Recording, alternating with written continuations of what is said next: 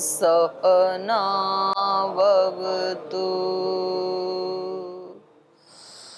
सहनौ भुनक्तु सह वीर्यं करवावहै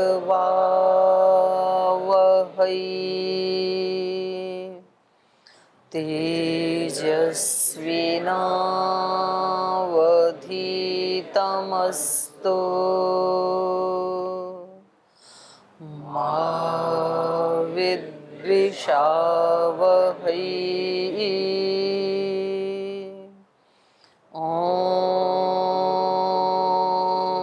व्रतानां व्रतपते व्रतं चरिष्यामि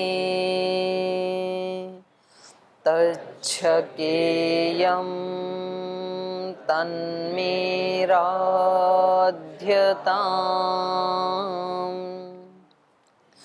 इदमहमनृतात् सत्यमुपैमि ॐ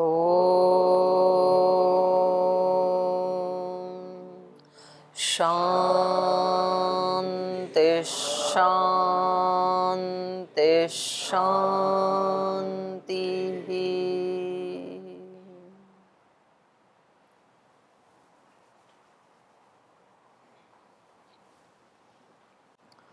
तो चलिए वाल्मीकि रामायण के अयोध्या कांड का आज 68वां सर्ग पढ़ रहे हैं हम और इसके 12 श्लोक पढ़े हैं। यहाँ पर श्री राम भरत जी के बारे में जो उनका चिंतन है कि ये क्यों आए होंगे भरत जी, उसका वर्णन चल रहा है। तो श्री राम का हृदय इतना उदार है कि वो कभी किसी के बारे में नेगेटिव सोच ही नहीं सकते हैं। जहाँ लक्ष्मण जी को ये दिखाई देता है कि भरत जी तो युद्ध करने के लिए आए हैं, हमें जान से मार डालने के लिए आए हैं, वहीं श्री राम जी को लग रहा है कि जरूर वो वहाँ से आए होंगे, उनका राज्याभिषेक हुआ होगा और उसके बाद अपने बड़े भाई से आशीर्वाद लेने के लिए यहाँ आए होंगे। इनको ऐसे लग रहा है। और ये भी लग रहा है कि माता कैकेयी के ऊपर वो क्रुद्ध हुए होंगे और पिताजी को उन्होंने जो वचन का लाभ उठा करके और प्रसन्न करके ये सब करवाया, तो ये भी उनको अच्छा नहीं लगा होगा, ऐसा श्री राम का सोचना है। तो ऐसा रिश्तों में ये एक अंडरस्टैंडिंग का भाव, ये बहुत बड़ी बात है सीखने के लिए। किसी दूसरे के बारे में अगर किसी के मन में आ भी गया कोई ऐसा विचार, तो हम अपनी तरफ से यदि ऐसा सोचें कि नहीं ऐसा है नहीं, वो यदि कोई हमें बताए कि वो तो ऐसे कह रही थी, और हम यदि ये कह सकें कि कोई नहीं, हम उनसे बात कर लेते हैं, किस प्रसंग में कहा होगा, क्या कहा होगा, तो एक बार उनसे बात कर लेते हैं हमें नहीं लगता कि ऐसा उनका कोई भाव रहा होगा। तो देखो दो चीज़ें हैं, एक है भावों का दोष और एक है व्यवहार का दोष। बिल्कुल अलग बातें हैं ये दोनों। कभी कभी व्यक्ति से व्यवहार का दोष होता है लेकिन भाव का दोष नहीं होता है। ये श्री लक्ष्मण जी हैं। लक्ष्मण जी के भाव में दोष नहीं है, दुर्भाव नहीं है किसी के प्रति, लेकिन व्यवहार का दोष है।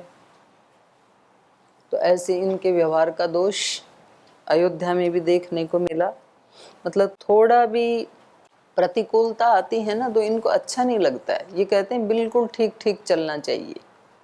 तो ये एक प्रकृति के लोग हैं कि उनका भाव गलत नहीं होता है, उनकी नीयत भी गलत नहीं होती है, लेकिन जो न्यायोचित धर्माचरण है बिल्कुल सब वैसे ही ठीक ठीक होना चाहिए। उससे इधर उधर होता है तो फिर उनको अच्छा नहीं लगता है। एक दूसरे लोग होते हैं वो व्यवहार की बिल्कुल त्रुटि नहीं करते हैं। व्यवहार इतना बढ़िया कि लगता है इनसे ज़्यादा मीठा बोलने वाला कोई है ही नहीं धरती के ऊपर। लेकिन भाव शुद्ध नहीं होते। वो एक बार भी व्यवहार की त्रुटि नहीं करेंगे, इतना आराम आराम से बोलेंगे, जचा जचा के बोलेंगे, इतना मधुर बोलेंगे कि दूसरे व्यक्ति को ये लगेगा कि भाई इनको हम कुछ कहें या पकड़ें तो कहाँ पकड़ें। और अंदर उनके भाव जो इतने दूषित होते हैं उसकी फीलिंग होती है दूसरे व्यक्ति को, तो ये और ज़्यादा खतरनाक होता है। व्यवहार की भूल फिर भी कम चोट करती है, लेकिन भावों का दोष वो ज़्यादा चोट करता है। तो भाव दूषित नहीं होना चाहिए, व्यवहार भी नहीं होना चाहिए, व्यवहार भी ठीक करना चाहिए, उसको सीखना चाहिए ना, नहीं है तो। लेकिन फिर भी यदि भाव ठीक है और व्यवहार यदि उसमें त्रुटि हो गई तो उसको सुधारा जा सकता है। जैसे श्री राम जानते हैं कि लक्ष्मण का भाव दूषित नहीं है, तो इसलिए फिर वो लक्ष्मण को समय समय पे समझाते रहते हैं, उनको बताते रहते हैं कि लक्ष्मण जैसे आप सोच रहे हो ऐसा नहीं है, आप गलत सोच रहे हो, ऐसा नहीं है। तो फिर वो मान लेते हैं, क्योंकि उनको श्री राम के प्रति अनन्य श्रद्धा भी है। ऐसा दुराग्रह नहीं करते हैं कि नहीं भैया आपको नहीं पता दुनिया कैसी है, मेरे को ही ज़्यादा पता है, ऐसा भी नहीं कहते हैं। जब श्री राम उनको समझाते हैं तो मान लेते हैं, ठीक ऐसा ही है। फिर तो हमें भाव की त्रुटि बिल्कुल नहीं करनी चाहिए, उससे बहुत ज़्यादा अपनी ज़्यादा हानि होती है। व्यवहार की त्रुटि से भी हानि होती है, लेकिन भाव की त्रुटि से पहले अपनी जरूर हानि हो जाती है, क्योंकि उन भावों को तो हम अभिव्यक्त तो करते नहीं, अभिव्यक्त तो मीठा मीठा ही करते हैं। तो दूसरे व्यक्ति को समझ में ही नहीं आता है कि भाई क्या करें, ऐसी परिस्थिति में फंस जाता है। बाहर से कोई व्यवहार की त्रुटि करे तो उसको कहा जा सकता है जी इन्होंने व्यवहार की त्रुटि कर दी। व्यवहार की त्रुटि से भी ज़्यादा खतरनाक होते हैं भाव की त्रुटि वाले या विचार की त्रुटि वाले। विचार ठीक नहीं होता है। तो चलें आगे, कुछ पूछना है किसी को, किसी का कोई प्रश्न है? ओम पूज्य दीदी माँ जी। ऐसा देखा जाता है कि जैसे हम संगति में रहते हैं वैसे ही मतलब हम बनते जाते हैं, वैसे होते जाते हैं। तो फिर रामायण में लक्ष्मण जी का व्यवहार मतलब जो अनुचित रहा, तो वो फिर कैसे? वो तो बचपन से ही अच्छे संस्कार से मतलब पले बड़े थे, उनकी तो संगति पीछे के अच्छी रही। संस्कार नहीं है क्या? इसी जीवन के संस्कार हैं क्या हमारे पास? हम सब श्रद्धेय स्वामी जी महाराज के साथ रहते हैं, कितना सीखा है अभी तक हमने? कोई त्रुटि होती है कि नहीं हमारे से? और कितने वर्षों से रह रहे हैं महाराज जी के साथ? मैं तो 25 साल से रह रही हूँ, सबसे ज़्यादा। तो ऐसा नहीं है कि संगति का प्रभाव पड़ता है, ये तो है ही। संगति का प्रभाव उसका पड़ता है जिसके संस्कार ज़्यादा प्रबल होंगे। मतलब आप ऐसा ही क्यों मानते हैं कि हमारे ऊपर ही दूसरे का प्रभाव पड़ेगा? ऐसा भी तो हो सकता है कि हमारा प्रभाव दूसरे पे पड़े, ये भी हो सकता है, दोनों ही हो सकते हैं। क्योंकि ज़्यादातर लोग इसमें भी अपना पल्ला झाड़ लेते हैं। तो जी क्या करें, ऐसे लोगों के साथ रहते हैं ना, इसलिए हमारा स्वभाव ऐसा हो गया। हमारे आसपास जो रहने वाले लोग हैं वो अच्छे लोग नहीं हैं। यदि अच्छे हों तो हम तो पहले से ही देवता हैं। हमारे अंदर जो कुछ थोड़ी बहुत त्रुटि आई है, ये किससे आई? इन बुरे लोगों के साथ रहने से आ गई। क्योंकि मैं तो रोज़ इस बात को देखती हूँ संगठन में ना, जो बहनें शिकायत करती हैं, बोल जी मैं तो बहुत सेवा परायण हूँ, मेरे तो बहुत अच्छे भाव हैं और श्रद्धा भक्ति है गुरु जी के प्रति, पर ये जो मेरी जिला प्रभारी, राज्य कार्यकारिणी के सदस्य, कार्यकर्ता, ये ऐसे कुछ नहीं करते, बिल्कुल नालायक हैं। तो फिर मैं उनसे पूछती हूँ कि इन सब का प्रभाव आपके ऊपर पड़ रहा है, ये किसी एक व्यक्ति के बारे में कोई बोलता है, तो आपकी अच्छाई का प्रभाव इनके ऊपर क्यों नहीं पड़ा? ये भी तो हो सकता था कि वो बुरे थे और आपका प्रभाव उन पे पड़ जाता, ये भी तो हो सकता है।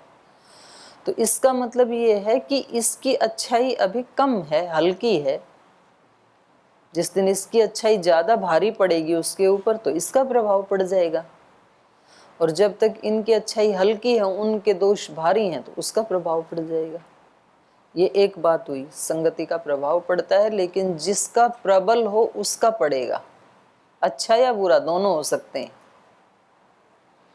फिर दूसरी बात यह है कि पीछे के भी तो संस्कार हैं, केवल यही जन्म हमारा थोड़ी है, इससे पहले भी तो जन्म हो चुके हैं। इस जन्म में तो वो ही अभिव्यक्त हो रहा है जो पीछे हमने कमाई की थी। क्या आप प्रार्थना आप लोग तो गाते हो, लगाए बीज पौधे जो हमने पहले, उसी का फल हम अब खा रहे हैं। तो जो पहले बीज बोए थे उसी के तो फल खा रहे हैं अभी, और अब जो बो रहे हैं उसका आगे खाएंगे। पीछे के संस्कार भी तो है ना हर आत्मा की। तो ये राम लक्ष्मण की बात क्यों देखते हो आप, आज देख लो आप। मैं आपको ऐसे 10 एग्जाम्पल दे सकती हूँ। एक ही माँ के 2 बच्चे हैं और दोनों के स्वभाव बिल्कुल अलग अलग। अपने यहाँ वो बिटिया रहती है उष्मा, बोल जी जब मैं गुरुकुल में जाती हूँ ना तो सब मेरे को यूँ कहेंगे कि आपकी बेटी इतनी अच्छी है। फिर थोड़ी आगे जाऊँ तो बोले इतनी अच्छी, आप बड़ी सौभाग्यशाली हैं जो आपके पास इतनी अच्छी बेटी है। तो बोल 2 अच्छाई सुन के फिर थोड़ी आगे जाऊँ तो वो बोलेंगे जी ये बेटा आपका इतना उद्दंड है कि इसको कुछ तो समझाया करो। अब एक ही माँ के बच्चे हैं दोनों, अंतर है कि नहीं है। और ऐसे एक नहीं, ऐसे मैं आपको 10 उदाहरण दे सकती हूँ। तो क्यों है ये, क्योंकि वो आत्माएं आज एक घर में एक एनवायरनमेंट में हैं, पीछे से वो कहाँ कहाँ से आई हैं वो हमें नहीं पता है। तो अपनी कमाई सबके साथ इसलिए ही कहा जाता है, और कि सबसे ज़्यादा प्रयास पुरुषार्थ अपने मन भाव विचार व्यवहार अंतःकरण को ठीक करने का करना चाहिए व्यक्ति को। क्योंकि बाकी की सारी चीज़ें तो यहाँ छूट जाती हैं, लेकिन संस्कार यहाँ छूटते नहीं हैं। सूक्ष्म हमारा शरीर अगले जन्म में भी साथ जाएगा। आज यदि स्वभाव को ठीक नहीं किया, आदतों को ठीक नहीं किया, भावनाओं को ठीक नहीं किया, तो ये ऐसा नहीं है कि ये बस यहाँ ख़त्म हो जाएगा जी। ऐसे भी बहुत लोगों को सुना, बोल जी हमें तो जो करना था कर लिया, अब कितना जीवन रह गया हमारा, ज़्यादा गई कम बच गई। 50-60 साल के हो गए और 10-15 साल लगा लो, 20 साल लगा लो, हमें जो करना था कर लिया, कम बची है, भगवान रोटी तो दे ही देगा, चले जाएंगे जिसको जो करना है। पर ख़त्म नहीं हो रहा ना जीवन। 15 साल के बाद जीवन ख़त्म नहीं होगा, जीवन तो अनंत है। 15 साल के बाद हो सकता है शरीर बदल जाएगा, ये हो सकता है 20 साल के बाद, जीवन तो ख़त्म नहीं होगा। तो अगले 15-20 साल में जो संस्कार ठीक किए जा सकते हैं तो उसके लिए प्रयास करना चाहिए, क्यों नहीं करना चाहिए। एक दिन भी जीवन का बचा है तो भी प्रयास करना चाहिए। पता लगा कि कल ही मरना है तो भी आज जो आदत गलत है उसको ठीक करने का प्रयास करना चाहिए। आप में से कितने भाई बहन कक्षा में लेट आते हैं, मैंने कल कहा था आपको कि इस चीज़ को तो ठीक कर लो, तो आज कितनों ने ठीक किया। कल वालों में से आज जिसने ठीक किया समय पे आ गई, तो ये आप अपने लिए मतलब गर्व कर सकते हैं। छोटी छोटी आदतों से ही ठीक होते हैं ये। मैंने अपने अभ्यास को ठीक कर लिया, आज ठीक कर लिया तो कल भी ठीक हो जाएगा। और यदि आपने प्रयास पूर्वक इसको 1-2 महीना चला लिया इस अभियान को, कि मेरे को ना यज्ञ में लेट जाना है, ना योग शिविर में लेट जाना है, भोजन के समय भी लेट नहीं जाना, कक्षा में किसी भी कक्षा में लेट नहीं जाना, ये इतनी छोटी सी चीज़ कुछ परिवर्तन ला देगी आपके अंदर 1-2 महीने के बाद ही। और यदि आपने नहीं किया, आप बोलेंगे क्या फ़र्क पड़ता है 5 मिनट लेट गए तो आप जीवन में कई मिनट लेट हो जाओगे। फिर समय बड़ा बलवान है, छोड़ता नहीं है किसी को भी। जो उसकी कदर करता है समय उस व्यक्ति की कदर करवा देता है फिर, और जो उसकी कदर नहीं करता ना तो समय उसकी कम कदरी करवा देगा फिर। तो ऐसे हमारे संस्कार छोटे छोटे ही हैं, लेकिन ये बहुत पहले से चल रहे हैं। इसलिए आप ये नहीं कह सकते कि जी ऐसे व्यक्ति के पास रह करके भी उनके अंदर छोटा सा दोष भी क्यों है। गुण भी तो कितने हैं, श्री राम से सीखा भी तो कितना है, वो भी तो देखो। त्रुटि तो एक है, हो सकता है वो पीछे से आ रही है, फिर सबके स्वभाव अलग अलग बन जाते हैं उससे, लेकिन सीखा भी तो कितना है। लोभ थोड़ा इतना भी नहीं है, तनिक भी नहीं है। प्रमाद आलस्य थोड़ा सा भी नहीं है। कितने जागरूक हैं, कितने सेवा परायण हैं, अपने भाई के लिए जान भी दे सकते हैं, प्रीति कितनी है। तो गुण भी तो कितने हैं। तो व्यक्ति के अंदर जिसकी संगति में रहते हैं, तो जितना उसकी लेने की कैपेसिटी है उतना व्यक्ति जरूर लेने की कोशिश करता है और लेता भी है। पर कुछ संस्कार पीछे से अपने इतने प्रबल होते हैं कि उनको न्यूट्रल करने में थोड़ा टाइम लगता है। तो ये बात हम सब की भी है। यहाँ कौन ऐसा भाई बहन है कि जो अपने आप को ठीक करने के लिए प्रयास नहीं करता है? सभी कर रहे हैं। फिर हमें किसी को देख करके ये लग जाता है ये इतने दिन से स्वामी जी के सानिध्य में हैं, यहाँ गुरुकुल में रहते हैं, कह भी देते हैं लोग, आप लोग तो गुरुकुल में रहते हो, फिर भी आप लोग लेट आते हो। मतलब लोगों को ये लगता है कि गुरुकुल में जो व्यक्ति रहता है उसमें तो इतनी सी भी त्रुटि नहीं होनी चाहिए। तो अब उनको इस व्यक्ति के बारे में ये नहीं पता कि इसके अंदर तो 10 तरह की त्रुटियां थी, इसने 9 तो सुधार ली गुरुकुल में आके, एक बची है, ये भी सुधर जाएगी। तो ऐसा ही आप लक्ष्मण जी के बारे में भी सोच सकते हो। ठीक। और कल एक मंत्र था जो आप बोले थे, भद्रम कर्णे भी शृणुयाम देवा। वो तो होमवर्क दिया था मैंने आपको, तो बताओ। मैंने थोड़ा विचार किया इसमें, तो फिर मुझे ऐसा लगता है कि हर लोग हमारे अनुकूल तो नहीं हो सकते, लेकिन हम उनके अनुकूल हो सकते हैं। जैसे कि वो कुछ कह रहा है, ज़रूरी नहीं कि वो हमारे अच्छा ही कह रहा है, तो जो अच्छा कह रहा है उसको हम ले सकते हैं, और जो नहीं कह रहा है उसको हम मतलब इग्नोर कर सकते हैं। ऐसा होता है। तो नहीं है। भद्रम कर्णे भी शृणुयाम, अब यहाँ क्लास में ही खड़ा होकर के कोई मतलब उल्टा सीधा मेरे को बोलने लगे तो मैं ये तो नहीं कर सकती ना कि मैं सुनूं नहीं, सुनना तो पड़ेगा ना, कान खुले हैं। अब उसके अंदर कोई ऐसे ढक्कन तो लगा नहीं सकते हैं।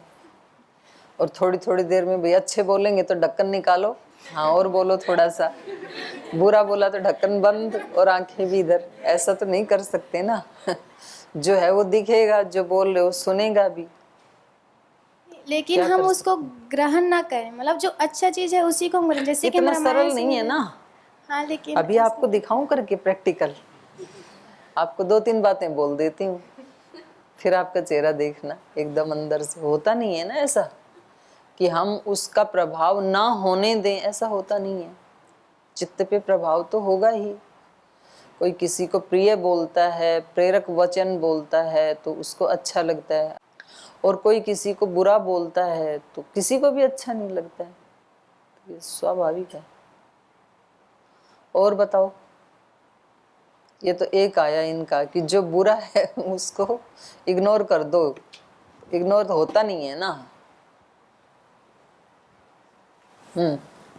जैसे ये प्रसंग ही चल रहा है कि भरत जी के बारे में श्री लक्ष्मण जी गलत सोच रहे थे, तो श्री राम जी ने भाव ही बना रखा था कि भरत जी गलत है भी नहीं, और राम जी की ऐसी स्थिति है कि वो गलत सोचते नहीं कभी, कि चाहे कोई कितना भी बुरा कहे। उस इधर मत घुमाओ, पहले मंत्र का अर्थ करो।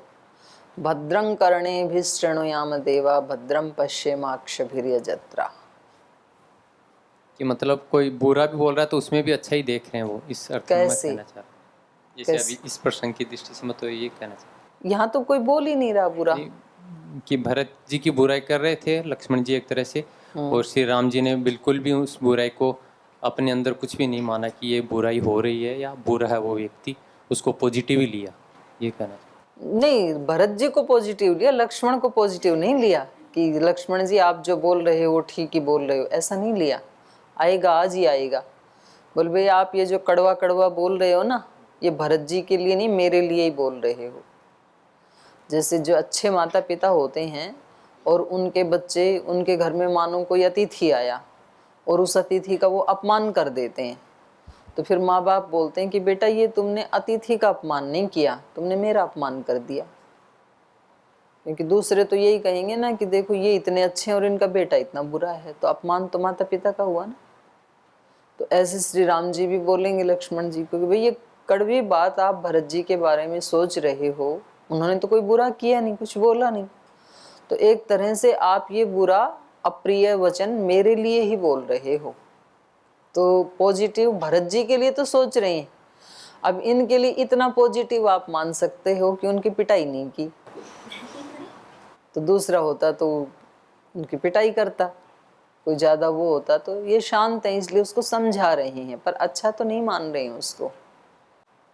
और फिर दूसरी बात ये है कि हम तो राम नहीं है ना, बात तो ये है कि इस मंत्र को हम कैसे अप्लाई करें, बात हमारी है। राम जी तो फिर कर ही लेंगे जो भी आएगा, हम क्या करें, हम इस मंत्र को कैसे अपने जीवन में लागू करें।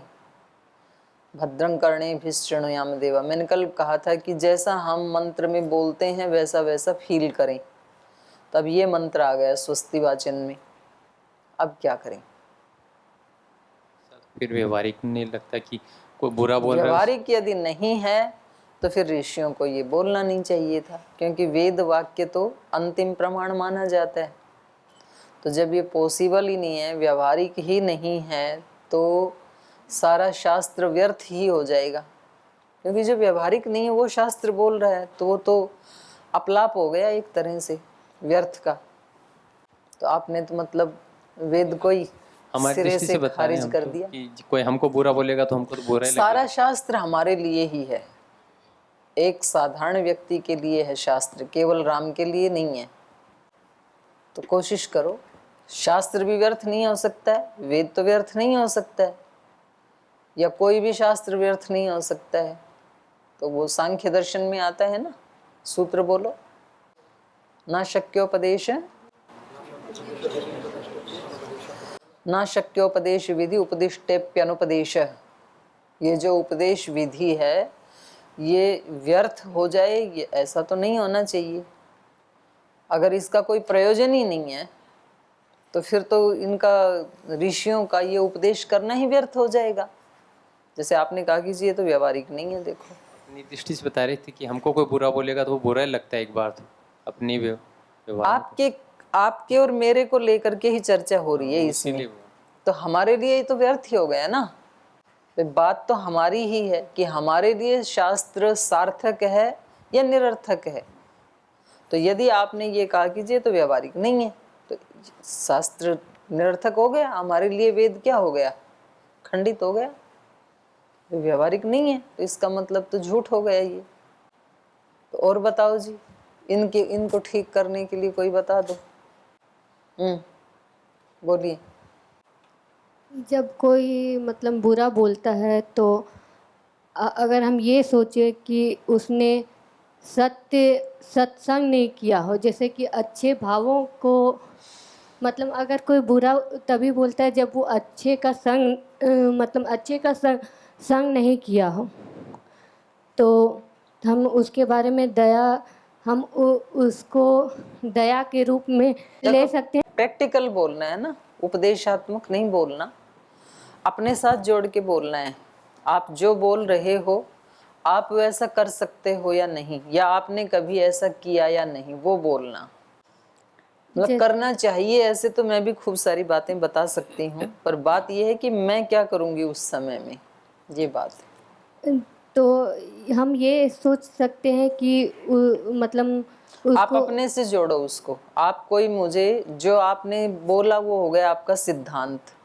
अब आप उसका कोई दृष्टांत दो कि मेरे जीवन में उसने बुरा बोला और फिर आपने उसको ये सोचा कि इसने सत्संग नहीं किया होगा बेचारे ने, इस कारण से ऐसी एक घटना बताओ आप कोई। जैसे कुछ लोग होते हैं जो मतलब अगर उनके सामने कुछ लोग नहीं, अपने से जोड़ के बताओ। नहीं तो पूरा जनरलाइज हो जाती हैं चीजें और वो हमारे काम की नहीं होती हैं। फिर जनरलाइज नहीं करना। मंत्र मेरे लिए है, दूसरे लोगों के लिए नहीं है। भद्रम कर्णेभिः शृणुयाम देवा। तो अब आपको कोई ऐसा दृष्टांत अपने जीवन का देना होगा कि जब किसी ने भद्र नहीं बोला आपके लिए और आपने उसको भद्र लिया, इस मंत्र को अप्लाई किया आपने, वो सुनाना होगा आपको। तो हम यही कह सकते कि अगर कोई हमको कुछ मतलब अगर गलत बोला तो हम यही सोच सकते हैं कि हो सकता है कि अरे सोच सकते नहीं, सोचा। हाँ, यही सोचा कि कब? उसने किस प्रसंग में? वो तो याद नहीं आया ना? नहीं आया ऐसा प्रसंग, तो फिर ये जनरल बात हो गई। ये तो दूसरों के लिए हो गई कि हम ऐसा सोच सकते हैं, और ये भी हम भी एक शिष्ट भाषा है। अगर इसको और ज़्यादा उद्घाटित किया जाए तो कहा यह जा रहा है कि आप सब ऐसा कर सकते हैं। मतलब मैं को हटा ले रहा है ये व्यक्ति जब हम बोलता है तो ये दूसरों के लिए तो सरल हो सकता है, पर मेरे लिए सरल है कि नहीं, बात ये है। तो मेरे लिए भी सरल हो जाएगा जब हम ऐसा सोचते वो तो आपको करके दिखाना पड़ेगा, अगर तब हम ऐसा आपकी बात सोचते पे कि विश्वास ये करेंगे। हो सकता है तो वो हमसे भी हो सकता है। नहीं तो ऐसा कोई, देखो दृष्टांत जो अपना दे, कोई व्यक्ति अपना पक्ष रखता है ना। अभी कौन सी कक्षा में आप? ये अभी ब्रिज कोर्स में हैं, अभी न्याय दर्शन पढ़ा नहीं है। तो न्याय दर्शन में ये तरीका है कि आप अपनी बात कह रहे हो ना, तो उसके 5 अवयव होते हैं। आपने जो वचन बोला कि ऐसा होता है, ये हो गया आपका सिद्धांत। फिर दूसरे नंबर पे होता है उसका हेतु, ऐसा क्यों। तीसरे नंबर पे होता है दृष्टांत, तो ये कम से कम 3 तो जरूर होने चाहिए। चौथा फिर चलो उपनय और निर्णय उसको छोड़ भी दो, वो तो दोहराया ही जाता है। तो 3 तो जरूर होने चाहिए। आप जो कह रहे हैं उसका हेतु क्या है, और फिर उसका दृष्टांत आपको देना पड़ेगा कि देखो मेरे जीवन में उस समय ऐसे हुआ, मैंने ऐसा सोचा, तो जैसा मैंने सोचा वैसे सब लोग सोच सकते हैं। क्योंकि ये बात हमारी अपनी हो रही है कि भाई ये वेद मंत्र तो कह रहा है भद्रम कर्णे भी शृणुयाम। हम भी चाहते हैं कि कान से भद्र ही सुने, लेकिन सब कुछ भद्र सुनने को नहीं मिलता है, तब क्या करें। तो ठीक है, सब यही तो चाहते हैं कि भाई सब अच्छा बोलें, कोई भी अभद्र ना बोले, कोई गाली ना निकाले, कोई कड़वा ना बोले, कोई असत्य ना बोले, ये तो सभी चाहते ही हैं। लेकिन चाहने से ऐसा होता तो नहीं है ना। हम देखते ही हैं समाज में कभी ना कभी किसी न किसी से अभद्र भी सुना जाता है, असत्य भी सुना जाता है, कटु भी सुना जाता है। तो उस स्थिति में हम क्या करें, तब हम इस मंत्र को कैसे अप्लाई करें, ये है बात। जी वो पूजा दीदी के चरणों में प्रणाम। जी।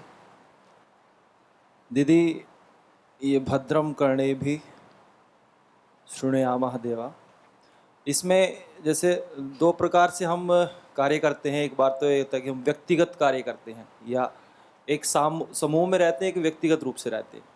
जब समूह में रहते हैं तो तब तो हम पूर्ण रूप से उस जो एक वातावरण है उसमें स्वतंत्र नहीं होते, तो उसमें तो अच्छा भी आएगा बुरा भी आएगा। लेकिन जब हम व्यक्तिगत रूप से रहते हैं अकेले, उस समय हम जो सोचना है या जो पढ़ना है, जो करना है, उस समय हम वो मतलब भद्र ही करें।